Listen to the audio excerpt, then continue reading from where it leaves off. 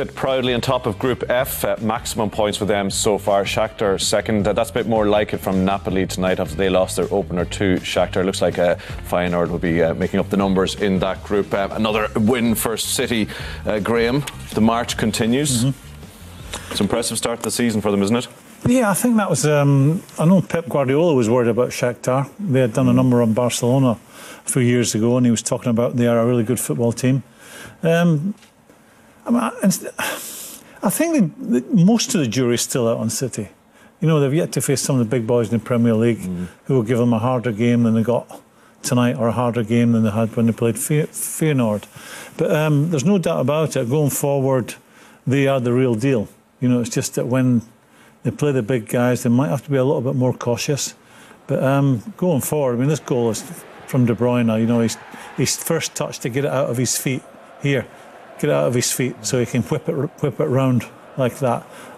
Sensational. I mean, City going forward are sensational, because the difference between them going forward and Liverpool going forward is that they put the chances away. Yeah. The thing about it, Kevin, is that he has so many players getting goals. Like Sterling's got 6 goals this season now, and was a player that people questioned his finishing ability before this season. Yeah, it's the positions he's taken up. He's getting himself right between the middle of the goals, right into the heart of the 6-yard box, or round about the penalty spot for the little pullbacks. Those are the positions he's finding himself in. He's clever enough, and it's maybe the work that Guardiola's done with him to get himself in those positions. But you say that, yes, Sané scoring, Jesus scoring, Aguero scoring, all the main players are scoring. And then if you've got the players like David Silva and you've got the players like De Bruyne who are able to pick these boys out, you've got a good mixture there. The hardest thing to get your team doing is being creative and then putting those chances they create away. They've got that. They're the best at that.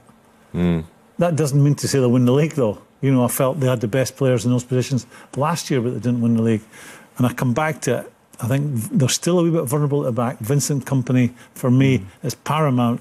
He plays the majority of the games. I think they've got 2 better fullbacks, and I think Edison in goal, I think he makes a big difference. 2 better fullbacks that do what? Just very quickly, Brian, just to mention Sergio Aguero missing a penalty. It's an extraordinary statistic. He's only scored 2 of his last 7 penalties in the Champions League. For a guy who's been so brilliant and has responded to the challenges Guardiola set him, it's out of character this season. Messi misses a lot of penalty kicks too. And he's the best player in the world. But you would wonder why they leave him on penalties, given the options they have with the players they have. That wasn't a very good penalty at all. It was an easy save. But I think it's interesting what Guardiola used to say last year when people were criticising his defensive stuff, or lack of defensive stuff. He used to say, our real problem is we're not clinical enough in the other half of the pitch in the final third. They're being clinical these days. He used to say the problem was in both boxes. Certainly one box it's right so far, isn't it? He wanted to dismiss the defensive side of it and have a go at the forwards.